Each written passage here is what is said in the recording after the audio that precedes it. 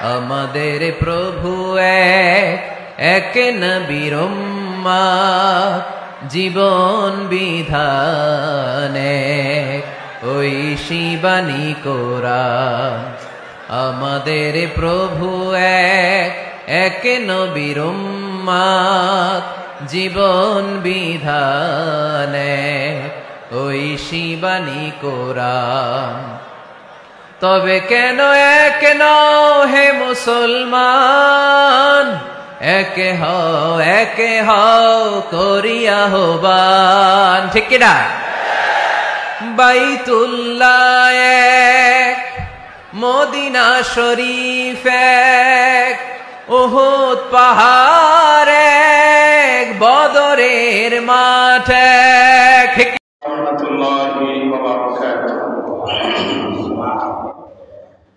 الحمد لله نحمده ونستعينه ونستغفره ونؤمن به ونتوكل عليه ونعوذ بالله من شرور أنفسنا ومن سيئات أعمالنا من يهد الله فلا مضل له ومن يضلل فلا هادي له ونشهد أن لا إله إلا الله وحده لا شريك له ونشهد أن سيدنا وحبيبنا وحبيب ربنا وطبيبنا وطبيب أرواحنا ومولانا محمدا عبده ورسوله الذي أرسله بالحق بشيرا ونذيرا وداعيا إلى الله بإذنه وسراجا منيرا. أما بعد فقد قال الله تعالى في كلامه المجيد وفرقانه الحميد: أعوذ بالله من الشيطان الرجيم. بسم الله الرحمن الرحيم. إن الله وملائكته يصلون على النبي يا أيها الذين آمنوا صلوا عليه وسلموا تسليما. صلى الله على سيدنا محمد وآله وأصحابه وسلم. صلى الله على سيدنا محمد وآله وأصحابه وسلم. صلاة يا رسول الله عليكم، سلام يا حبيب الله عليكم، صلاة يا رسول الله عليكم.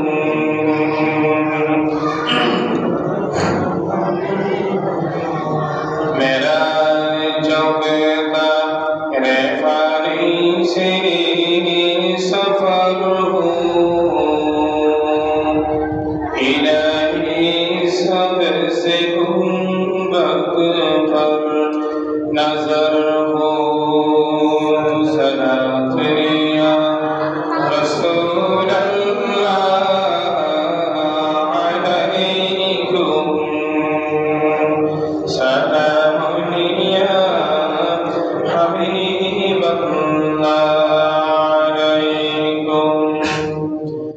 خلقت مبرأ من كل عيب كأنك قد خلقت كما تشاء صلاة يا رسول الله عليكم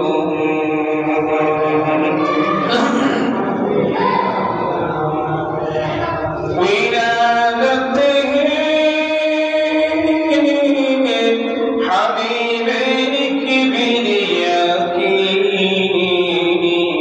باليقين شفيعين محشر مصطفى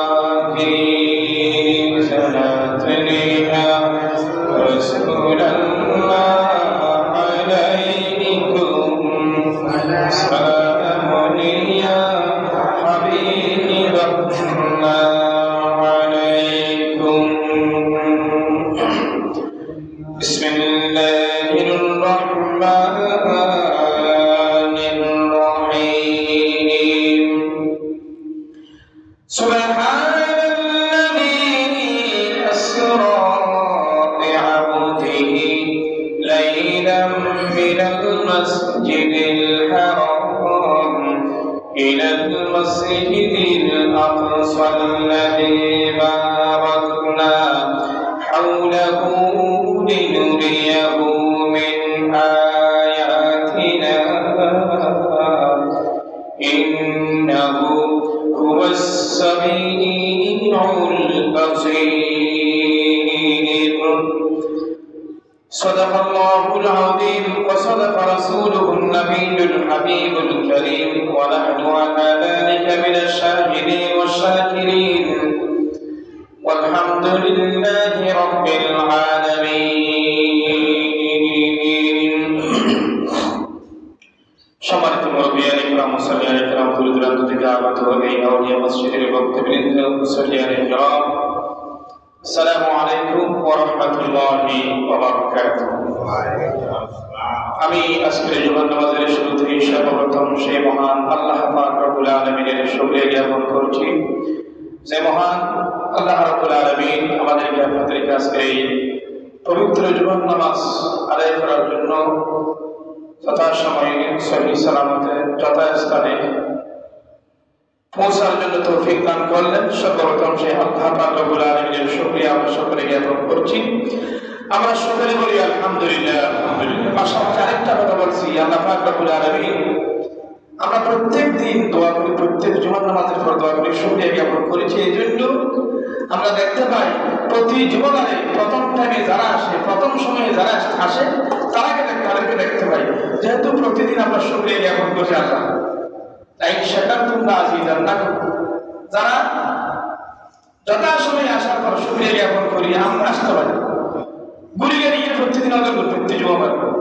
সুতরাং আল্লাহর কাছে লাখ কোটি ফরিয়াদ শুকর গুজার করছি আল্লাহ যেন আমাদেরকে জীবনের শেষ জুমা পর্যন্ত জুমার নামাজের কথা আদায় করার তৌফিক দান করুন। বাকিরা এখনো আসে নাই, তারা এখনো পর্যন্ত দোকানে, এখনো পর্যন্ত বিলে, এখনো পর্যন্ত তারা মুখ পাহাড়ে পড়তে, তাই নয় তারা জুমার নামাজের জন্য প্রস্তুত অনেক আগে থেকে নিছে। একটু একটু ঠান্ডা শীত পড়তেছে, কেউ চায়ের দোকানে, কেউ পুকুরের গানে, কেউ এই গল্প গুজবে, কেউ মোবাইল নিয়ে বসে আসে। আল্লাহ পাক রব্বুল আলামিন তাদেরকে হেদায়েত দান করুন, তাদেরকেও আমাদের মতো করে যথাসময়ে জুমার নামাজে আসার জন্য তৌফিক দান করুন। সকলে বলে আমিন। সুতরাং আমি আমার আলোচনার ধারাবাহিকতাকে ধরে রেখে পবিত্র কালামুল্লাহ শরীফের গত জুমার নামাজে যে আয়াতটি তেলাওয়াত করেছিলাম, একই আয়াত। যেহেতু জুমার নামাজের আলোচনা সংক্ষিপ্ত, আমি যে আয়াতটা তেলাওয়াত করেছি পবিত্র কালামুল্লাহ শরীফের সূরা বনী ইসরাঈলের সর্বপ্রথম আয়াত, আরেকটা নাম সূরা বনী ইসরাঈল সূরা ইসরা, অর্থাৎ সফর কথা। রাসূল পাক সাল্লাল্লাহু আলাইহি ওয়াসাল্লামের মেরাজুন নবী সম্পর্কে যে সূরাটি তার প্রথম আয়াতটি নাযিল করেছে।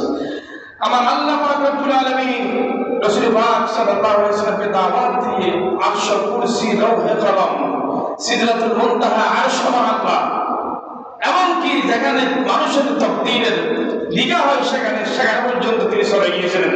সর্বমোট মুফতা আলাইহিস 27 বছর পর আল্লাহ রাসূল দুনিয়াতে এসেছিলেন। সুবহানাল্লাহ সুবহানাল্লাহ। আমি কিভাবে 10 থেকে 20 মিনিট 20 থেকে 30 মিনিটের ভিতরে সেগুলো আলোচনা করব? তবে আলোচনা করতে পারি আর নাই পারি আমি না, পৃথিবীর কেউ পারবে না, কোনো বক্তা পারবে না, কোনো মুফাসসির পারবে না। যেহেতু এটা পবিত্র কালাম সেখানে কায়া আল্লাহ রাসূলের সশরীরে জাগ্রত অবস্থায় এটা মেরাজ, এটা আমাকে আপনাকে বিশ্বাস করতেই হবে। রাসূল বিশ্বাস করলেও মালায়েকাতিহি ওয়া কুতুবিহি ওয়া রুসুলিহি, রসুলিহি মানে তিনি আল্লাহ রাসূল, তিনি মুহাম্মদ সাল্লাল্লাহু আলাইহি ওয়াসাল্লাম আব্দু ওয়া রাসূলুহু, এতটুকু বিশ্বাস না, তার সমস্ত কিছু, তার কারামত, তার মুজিজা, তার আমলি জিন্দেগি, তার কওলি জিন্দেগি, সমস্ত কিছু বিশ্বাস করো। এটা হচ্ছে ঈমানের দাবি, এটাই ঈমানের উদ্দেশ্য। সুতরাং বলেছিলাম রাসূল পাক সাল্লাল্লাহু আলাইহি ওয়াসাল্লাম মেরাজ শুরু গিয়েছিলেন।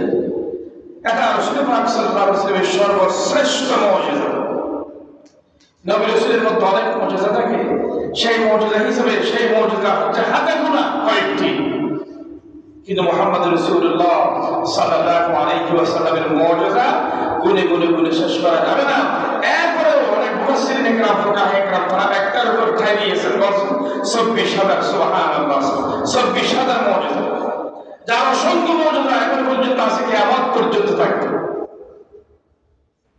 সুতরাং মুজিজাটা সত্য, এর উপর বিশ্বাস করতে হবে, ঈমান আনতে হবে। আর অনেক আছে, আলা ইন্না আউলিয়া আল্লাহ লা খাউফুন আলাইহিম ওয়া লা হুম ইয়াহজানুন। আল্লাহর ওলিরা আছে, নবী রাসূলের দরজা শেষ,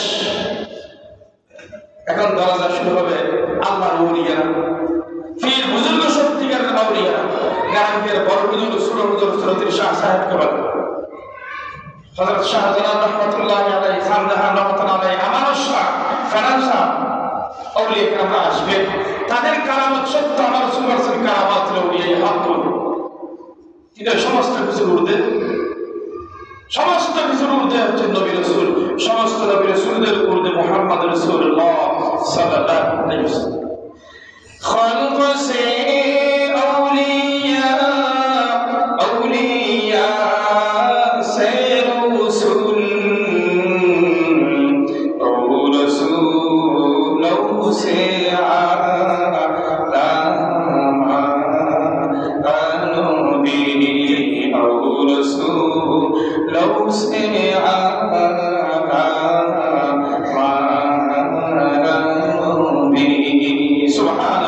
সমস্ত সৃষ্টি থেকে বাছাই করে করে আউলিয়া, সমস্ত আউলিয়া থেকে বাছাই করে করে যারা সর্বশ্রেষ্ঠ তারা নবী, সমস্ত নবীর উপর বাছাই করে করে রাসূল, সমস্ত রাসূলের রাসূল মুহাম্মদ রাসূলুল্লাহ সাল্লাল্লাহু আলাইহি ওয়াসাল্লাম। নবী রাসূলের মুজিজা সত্য, কারামাত আউলিয়া হক, পীর বুজুর্গ আউলিয়াদের কারামাত এটাও সত্য। এবং এরপরে যে মানুষ আছে, আমরা বিভিন্ন দিকে যাই, গনাই ফেরাইছা আর একটা সারিস, আর একটা ভবিষ্যৎ হন, আর একটা কেরাম হন, মর্থন এগুলো নন, এই নয় জাদু সম্পূর্ণ শিরক। বিশ্বাস করেন কবিরা বলেন আউযুবিল্লাহি মিনাশ শাইতানির রাজিম। আরো জাগত বাড়ির জাদু, ইন বাড়ির জাদু। বিসমিল্লাহির রহমানির রহিম। واتبعوا ما تتلو الشياطين على ملك سليمان وما كفر سليمان ولكن الشياطين كفروا يعلمون الناس السحر। আল্লাহ পাক রব্বুল আলামিন জাদু এত নিকৃষ্ট জিনিস, এমন একটা জামানায় জাদু যখন প্রচলিত হয়েছে, ওই জাদুর বিকৃতর দেওয়ার জন্য, দেখিয়ে দেওয়ার জন্য, জাদু যে মানুষের কাছে সম্পূর্ণ একটা ভণ্ডামি, সম্পূর্ণ একটা চালাকি বুদ্ধির কাছে, সেই জাদুকে বুঝিয়ে দেওয়ার জন্য আল্লাহ পাক রব্বুল আলামিন কোন নবী রাসূলের মাধ্যমে জাদু শিখিয়ে দেন নাই, কোন নবী রাসূলের জাদু ধরে দেওয়ার জন্য কোন নবী রাসূল পাঠান নাই, বরং পাঠিয়ে দিয়েছেন দুইজন ফেরেশতা, হারুত এবং মারুত। এত নিকৃষ্ট জিনিস জাদু শিখে ফেললেন, জাদু যে খারাপ জিনিস, জাদু দিল্লি দিল্লি করে জাদু করে জানাই বললেন আল্লাহ সুবহানাহু নবী রাসূলের দায়িত্ব হবে, দোষ শাস্তির দায়িত্ব নিয়ে নিকৃষ্ট জিনিস জাদুর উপর কোনো নবী রাসূল আসতে পারে না।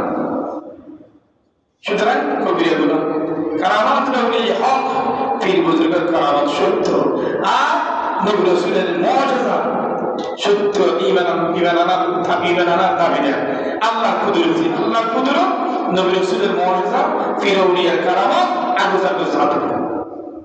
সুবহানাল্লাহ। সুতরাং বলতে চেয়েছিলাম রাসূল পাক সাল্লাল্লাহু আলাইহি ওয়াসাল্লামের সর্বশ্রেষ্ঠ মুজিজা, যে মুজিজাই আল্লাহ স্বয়ং ইচ্ছা করে মুহাম্মদ রাসূলুল্লাহ সাল্লাল্লাহু আলাইহি ওয়াসাল্লামের দিদার ইলাহি লাভ করেছিলেন আমার নবী। সেখানে মুসা আলাইহিস সালাম দাবি করেছেন, ভাই আল্লাহ পাক রব্বুল আলামিন আরে আমাকে একটু দেখিয়ে দেন না। মুসা আলাইহিস সালাম তুর পাহাড়ে গিয়ে বলেছিলেন, ইয়া রাসূল, ইয়া আল্লাহ রব্বুল আলামিন, আমি আপনাকে একটু দেখতে চাই। আল্লাহ পাক রব্বুল আলামিন বললেন, না না, অসম্ভব, তুমি দেখতে পারবে না। কারণ তারানি, আমাকে তুমি কখনো দেখতে পারবে না। কে বলছেন? আল্লাহ বলছেন। আল্লাহ বলছেন এরপরে মুসাকে কলিমুল্লাহ বেশি কথা বলেন, তারপরে বলছেন আয় আল্লাহ আমি একটু দেখতে চাই। আল্লাহ পাক রব্বুল আলামিন তিনি তো জানেনই আল্লাহর জালালিয়ত। আল্লাহ পাক রব্বুল আলামিনকে দেখে মুসা আলাইহিস সালাম সহ্য করতে পারবেন না। আল্লাহ বলছেন, হে মুসা, যদি আমাকে দেখতে চাও বলেই থাকো। فلما تجلى ربه للجبل جعله دكا وخر موسى صعقا। মুসা আলাইহিস সালাম যখন আল্লাহ একটা পাহাড়ের মধ্যে তজল্লি সামান্যটুকু তজল্লি দান করেছিলেন, আল্লাহ নূর একটু গিয়েছিলেন। মুসা আলাইহিস সালাম দেখে দেখে ওয়াখার মুসা সাইকা, মুসা আলাইহিস সালাম বেহুশ হয়ে গেছিলেন, অজ্ঞান হয়ে গেছিলেন। এরপর থেকে সেখান থেকে হুঁশ হওয়ার পর মুসা আলাইহিস সালাম সাথে সাথে বলে ফেলেন, আল্লাহ পাক রব্বুল আলামিন আপনি আমাকে একটু দেখা না দিতে চেয়েছিলেন, আমার জুলের কারণে আপনি দেখা দিয়েছিলেন, সুতরাং আমি তওবা করতেছি। ক্বালা ইন্নী তুবতু ইলাইক ওয়া আনা আউয়ালুল মুমিনিন। মুসা আলাইহিস সালাম আল্লাহকে দেখা দূরের কথা একটু তজল্লি পর্যন্ত সহ্য করতে পারেন না।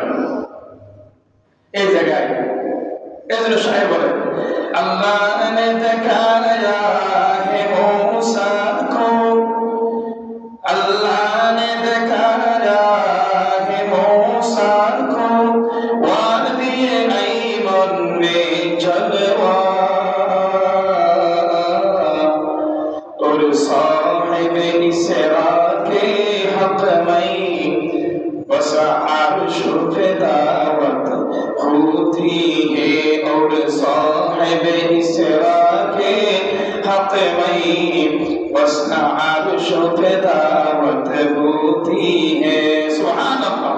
मूसा अलैहिस सलाम বলেন, নাই কে সাইরা হাজার কোটি মিনতি করার পর একটু তজল্লি দিয়েছিলেন, কিন্তু আরশে দাওয়াত লা ইলাহা রব্বুল আলামিন আল্লাহ পাক মুহাম্মদ রাসূলুল্লাহ সাল্লাল্লাহু আলাইহি ওয়াসাল্লাম দাওয়াত দিয়ে তিনজন সর্বশ্রেষ্ঠ বিজ্ঞান ইসলামিক ইসরাফিল আলাইহিস সালাম, জিবরিল আলাইহিস সালামকে আনতে গিয়ে সেখানে দাওয়াত দিয়ে গেছিলেন। সুবহানাল্লাহ সুবহানাল্লাহ।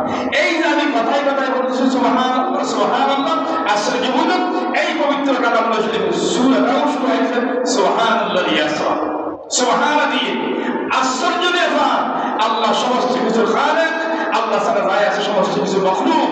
এমন একজন খালেক, একজন মখলুক মুহাম্মদ রাসূলুল্লাহ সাল্লাল্লাহু আলাইহি ওয়াসাল্লাম কিভাবে এতটুকু তুলতে পারে?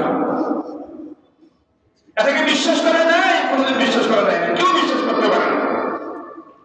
কিন্তু একজন যিনি বিশ্বাস করেছিলেন, এইরকম একটা তাজ্জব ঘটনা, তার বিশ্বাস তিনি করেছিলেন, বিশ্বাস করেছিলেন বলেই তার জীবন এই সেই থেকে এই পর্যন্ত, এই থেকে কিয়ামত পর্যন্ত সিদ্দিক রাদিয়াল্লাহু তাআলা, আবু বকর সিদ্দিক রাদিয়াল্লাহু তাআলা তার নাম হয়ে গেছে। কেন?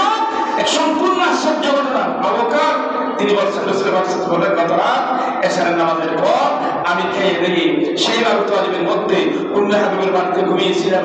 সেখান থেকে তিনজন ফেরেশতা এসে বাড়িতে সাত ফাঁক করে আমাকে নিয়ে প্রথমে কাবা শরীফের খাতিরে কাবায়, তারপর সেখান থেকে বাইতুল মাকদিস, সেখান থেকে প্রথম আসমান দ্বিতীয় আসমান সমস্ত কিছু পার হয়ে সিদরাতুল মুনতাহা, সেখান থেকে আরশ আজিম পর্যন্ত আমি সেখান থেকে দেখেছি কবর জগৎ, সেখান থেকে জাহান্নাম জগৎ, আমি সব কিছু দেখে এসেছি। এরকম যদি কেউ বলে তাকে বিশ্বাস করা কঠিন হয়ে গেছে। সাথে সাথে বিশ্বাস করেছিলেন সাইয়েদনা আবু বকর সিদ্দিক আকবর ইবনে কুহাফা, রাসূলের বিগল ছায়া ছবি দিনের তরে কে আরে মন উজাড় করে দিল কিছু সবই, সমস্ত কিছু দিয়েছে বিশ্বাস করা পর্যন্ত। সুবহানাল্লাহ। সব কিছু নবী রাসূলের জন্য ফানা। সুবহানাল্লাহ সুবহানাল্লাহ। আমাদের দেশে কিছু মানুষ আছে বেশি কথা বিশ্বাস করে ফেলেনি, এবার তারা গাড়ি আমার সব গেলে এবারে বেটা সাগানা পাকা ফেলেছে, কত মানুষের ফেলে সরল করে দেখাতে কোন না কত জনে এক জায়গায় নাম গাছটা দেখাতে তো গিয়ে কত হলে উঠছে বিশ্ববিদ্যালয়ে কোন জনে তুমি এখানে হাত কাজ করতে আমরা গিয়ে দেখি হয়তো এখন শোনা না হাত কাজ করতে আমরা গিয়ে হয়তো হলে উঠছে ঘটনা সত্য এবার কাছে গেল টাকা নিব কিন্তু সাইয়েদনা আবু বকর সিদ্দিক রাদিয়াল্লাহু তাআলা তাত্তা করেছিল আবু জাহেল আবু লাহাব বসাইবা আবু বকর তুমি তার উপরে না তো তুমি যার কারণে ব্যবসা বাণিজ্য ত্যাগ করেছো তুমি মক্কার সর্বশ্রেষ্ঠ লোক তুমি যার কারণে ব্যবসা বাণিজ্য ত্যাগ করেছো যাকে নবী বলতেছো রাসূল বলতেছো শুনো আজকে কি কি বলতেছে বলছে বলে দেখি আজকে রাত্রে এই অবস্থা হয়েছে এটা কে বলছে তোমার মোহাম্মদ বলছে হাজি বলছে যদি মোহাম্মদ বলে থেকে আমি বিশ্বাস করলাম সর্বপ্রথম বিশ্বাসে আমি সুবহানাল্লাহ বিশ্বাস করেই ফেলছেন এই কারণে তিনি হয়ে গেছিলেন সিদ্দিক রাদিয়াল্লাহু তাআলা। সুতরাং রাসূল পাক সাল্লাল্লাহু আলাইহি ওয়াসাল্লাম মেরাজ হচ্ছে সত্য। রাসূল পাক সাল্লাল্লাহু আলাইহি ওয়াসাল্লামের জীবনে মেরাজ হয়েছিল 34 বার। 34 বার মেরাজ সংঘটিত হয়েছিল। একবার সশরীরে জাগ্রত অবস্থায়, 33 বার স্বপ্নযোগী, 33 বার স্বপ্নযোগী, কিন্তু জীবনে একবার সশরীরে জাগ্রত অবস্থায় রাসূল পাক সাল্লাল্লাহু আলাইহি ওয়াসাল্লাম মেরাজ হয়েছিল। এটা হচ্ছে আপনার রাসূলের সর্বশ্রেষ্ঠ ফেলি মুজিজা, সর্বশ্রেষ্ঠ মুজিজা। এবং প্রসিদ্ধ মত অনুযায়ী সেটা হয়েছিল রাসূল পাক সাল্লাল্লাহু আলাইহি ওয়াসাল্লামের 51 বছর 9 মাস বয়সে। আপনার রাসূলের বয়স যখন 51 বছর 9 মাস, কেউ বলেছেন 52 বছর বয়সে 27 রজব রাসূল পাক সাল্লাল্লাহু আলাইহি ওয়াসাল্লামের মেরাজ হয়েছিল। মালিকের সঙ্গেতে আল্লাহ স্বয়ং আল্লাহ মুহাম্মদ রাসূলুল্লাহ সাল্লাল্লাহু আলাইহি ওয়াসাল্লামকে দুলা সমস্ত ফেরেশতাদেরকে বৈরাতি বানিয়ে আরশ আল্লাহকে গায়ব বানিয়ে আল্লাহ দাওয়াত দিয়ে দিয়েছিলেন। সুবহানাল্লাহ সুবহানাল্লাহ। সুতরাং গেট আছে, শাহ গেট আছে, বাদবীর আখতার কবির গোলা বাইতুল শরীফের বিশাল সুন্দর গেট আছে, বাব দরবারে গাঙ্গিয়া গেট আছে, আর জামিয়াতুল ইসলামিয়া ফটিয়া বড় বড় গেট আছে। কিন্তু দুঃখের বিষয় হলো আউলিয়া মসজিদ একটা প্রসিদ্ধ মসজিদ, আর কারোর একটা গেট না দিলাম এমন একটা মেডিসিন থেকে খন্ডিলে দুর্বল জানি ফারেন না কি হলো পড়ানো জানি। আমার অনেক বড় মসজিদ ছিল এই গেট, আউলিয়া মসজিদের গেট। আমার আপনার জন্য নয়, এই মসজিদের বিভিন্ন বক্তরা আছে, বিভিন্ন মেহমান আছে। এমন কোনো জুমার দিন নেই, এমন কোনো দিন নেই আউলিয়া মসজিদের বিভিন্ন বাইরে থেকে মেহমান আছে, তাদের জন্য গেট। এই গেটটা ঠিক আছে, আমি আজকে মাফ করে দিলাম, অনেক দেরি হয়ে গেছে। গেটটা আজ থেকে মিনিমাম 20 বছর আগে বুঝেছিল, তবে আমি মাফ করে দেবো। এই গেটটা 15 দিনের ভিতরে হতে হবে, মাইনার হতে হবে। আপনাদের টাকা পয়সার অভাব নাই, আপনাদের টাকা পয়সা যদি অভাব থেকে থাকে মেহমান আছে তারা দিয়ে দিন। সকালে বলুন আমি একটা মাইনার হতে হবে, সুন্দর হতে হবে, 15 দিনের ভিতরে হতে হবে। অনেক দেরি হয়ে গেছে। শাসক গেট ঐতিহাসিক গেট প্রসিদ্ধ। দরবারে গাঙ্গি আছে, ফটিয়া মাদ্রাসার গেট আছে, সেরিমিকের গেট আছে, ফারামসার গেট আছে। একটা নিয়ে দিলে উচিত ছিল আখানোর মধ্যে গেটটা দেবো আউলিয়া মসজিদের গেট। আল্লাহ পাক রব্বুল আলামিন এই কাজটা আমাদের হাত দিয়েছি, তাদেরকে ধন্যবাদ। আল্লাহ তাদেরকে নাজাত দান করুন এবং অতি সত্তর হওয়ার জন্য যেভাবে হোক, টাকা পয়সার অভাব নেই, এখানে আউলিয়া মসজিদের বক্তব্যের অভাব নেই, তারা দিবেন। আল্লাহ অতি সত্তর দান করুন, সকাল বলুন আমিন। সুতরাং আসল আল্লাহকে গায়ব বানিয়ে মুহাম্মদ রাসূলুল্লাহ সাল্লাল্লাহু আলাইহি ওয়াসাল্লামকে নিয়ে গিয়েছিলেন কিসসাতুল মিরাজ। ওই রাতে রাসূল পাক সাল্লাল্লাহু আলাইহি ওয়াসাল্লাম সাইবা বিনতে তালিবের মধ্যে হযরত উম্মে হাবিবা রাদিয়াল্লাহু তাআলা আপন সাসাতো, তিনি স্ত্রী না আল্লাহ রাসূলের, ওই বাড়িতে ছিলেন। সেখান থেকে হযরত জিবরাইল আলাইহিস সালাম, হযরত ইসরাফিল আলাইহিস সালাম, হযরত মিকাইল আলাইহিস সালাম তিনজন ফেরেশতা এসে সোজা দরজা দিয়ে ঢুকে গেলেন। বাড়ির সালকে ফাঁক করে ঢুকছে। এর উদ্দেশ্য কি? মুহাম্মদ রাসূলুল্লাহ সাল্লাল্লাহু আলাইহি ওয়াসাল্লাম আপনাকে নিয়ে যাওয়া হবে এদিক সেদিকে না, সোজা উপরের দিকে। সুবহানাল্লাহ সুবহানাল্লাহ। সোজা উপরের দিকে নিয়ে যাওয়া হবে। রাসূল পাক সাল্লাল্লাহু আলাইহি ওয়াসাল্লাম তিনি বলেছেন, আমার রাসূলের ভাষা বাইনান নাইমি ওয়াল ইয়াকসান। বাইনান নাইমি বুখারী শরীফের ভাষা, বাইনান নাইমি ওয়াল ইয়াকসান। এমন অবস্থায় আমি ঘুম এবং জাগ্রতের মাঝখানে, ঘুম নয় জাগ্রত নয়, ঘুম এবং জাগ্রতের মাঝখানে আমাকে নিয়ে হযরত জিবরিল আলাইহিস সালাম, হযরত ইসরাফিল আলাইহিস সালাম, হযরত মিকাইল আলাইহিস সালাম তিন আমাকে নিয়ে ওই জমজম কুফের পাড়ে নিয়ে গিয়েছিলেন। সুবহানাল্লাহ। ওই জমজম কুফের হাতিম নামক স্থানে জাফর এবং হামজা রাদিয়াল্লাহু তাআলা আনহুমা তারা দুইজন সেখানে সময় বেশি গরম পড়লে মানুষ মসজিদের পুকুরে গাড়ে বোতল ব্রিজ ফেলে, যেখানে বাতাস পায় সেখানে ঘুমায়। সেখানে দুইজন হামজা এবং আব্বাস তারা দুইজন ঘুমাচ্ছিলেন। আমার রাসূল বলছেন আমাকে ফেরেশতারা নিয়ে তারা দুইজনের মাঝখানে রাখলেন, সেখান থেকে সোজা দমদম কূপের পানি নিয়ে গেলেন, সেখানে রাখলেন। রাখার পর আমার গলার তলদেশ থেকে তলদেশ কি এমনকি প্যানের তলদেশ পর্যন্ত এতই জন্য আমাকে সিনাচাক করলেন, আমাকে কি করলেন? সিনাচাক করলেন। তারা ফেরেশতারা আসার সময় দুইটা প্লেট এনেছিলেন, স্বর্ণর দুইটা প্লেট এনেছিলেন। আমাকে সিনাচাক করে এখান থেকে সমস্ত কিছু বের করে প্রথমে একটা প্লেট রাখলেন। সেই প্লেট থেকে আমার রাসূল বলছেন জমজম কূপের পানি থেকে সেগুলো পরিষ্কার করে সুন্দর করে ঈমান এবং হিকমত দ্বারা আরেকটা প্লেটে রাখলেন। সুবহানাল্লাহ সুবহানাল্লাহ। আরেকটা প্লেটে রাখলেন। এই রাখার পর আমাকে তারা বরাবর করলেন, অর্থাৎ সিনাচাক যে সিনাচাক কি সবকে সদর বলা হয় সেটা আমাকে করেছিলেন। সুতরাং সেখান থেকে আমাকে নিয়ে যাওয়া হলো সোজা কোথায়? সোজা নিয়ে গেল বাইতুল মাকদিস। সুবহানাল্লাহ সুবহানাল্লাহ। যাওয়ার সময় অনেক জায়গা শেখানো হয়েছে, অনেক আমি গিয়েছি তাতে যাতে কতটুকু গেছি আমাকে জিবরিল আলাইহিস সালাম বললেন ইয়া রাসূলুল্লাহ ইনজি ফাসাল্লি, আপনি এখানে একটু নামুন, তারপরে কি করেন? নামার পরে একটু নামাজ পড়েন। আমি 2 রাকাত নামাজ পড়লাম। জিবরিল আমাকে বললেন হে রাসূল আপনি জানেন কি কোথায় আপনি নামাজ পড়লেন? আপনি কোথায় নামাজ পড়লেন আপনি জানেন? রাসূল পাক সাল্লাল্লাহু আলাইহি ওয়াসাল্লাম বলেছেন ইয়া রাসূল, জিবরিল ভাই আমি তো জানি না কোথায় নামাজ পড়ছি। জিবরিল বললেন আপনি নামাজ পড়লেন সাল্লাইতা বিল হিজর, এখন অবশ্যই একদিন আপনাকে হিজরত করতে হবে। সুবহানাল্লাহ। এরপর আরেকবার উঠলেন কোথায়? বুরাকের মধ্যে। বুরাক উঠলেন, তারপরে কিছু দূর যেতে না যেতে হযরত জিবরিল আলাইহিস সালাম বললেন ইয়া রাসূল আপনি ইনজিল ফাসাল্লি, এখানে একটু নামুন এবং কি করে নামাজ পড়েন 2 রাকাত। আল্লাহ রাসূল নামাজ পড়ার পর জিজ্ঞেস করেন ভাই এটা কোন জায়গা? জিবরিল আলাইহিস সালাম বললেন এটা হচ্ছে কি তুর সিনা। তুর সিনা যেখানে মুসা আলাইহিস সালাম স্বয়ং আল্লাহ পাক রব্বুল আলামিনের সাথে কথা বলতেন, এটা হচ্ছে সেই জায়গা। রাসূলুল্লাহ সাল্লাল্লাহু আলাইহি ওয়াসাল্লাম আরেকবার উঠলেন, উঠার পর আবার কোথাও গিয়ে জিজ্ঞেস করলেন ইনজিল ফাসাল্লি, হে রাসূল আপনি নামেন, বুরাক থেকে নামেন, আরেকবার নামাজ পড়ুন। নামাজ পড়ার পর জিবরিল বললেন হে রাসূল এটা কোন জায়গা আপনি জানেন? এটা কোন জায়গায় আপনি নামাজ পড়লেন? রাসূল পাক সাল্লাল্লাহু আলাইহি ওয়াসাল্লাম বললেন আমি তো জানি না। জিবরিল আলাইহিস সালাম বললেন এটা হচ্ছে কি বাইতুল্লাহ অথবা মাদিয়ান শহর, যেখানে হযরত ঈসা আলাইহিস সালাম জন্ম করেছিলেন। সুবহানাল্লাহ। হযরত রাসূল পাক সাল্লাল্লাহু আলাইহি ওয়াসাল্লাম যেতে যেতে এমনকি বাইতুল মাকদিস পর্যন্ত পৌঁছলেন। সেখানে বাইতুল মাকদিসে গিয়ে অনেক অবস্থা, অনেক কাজ।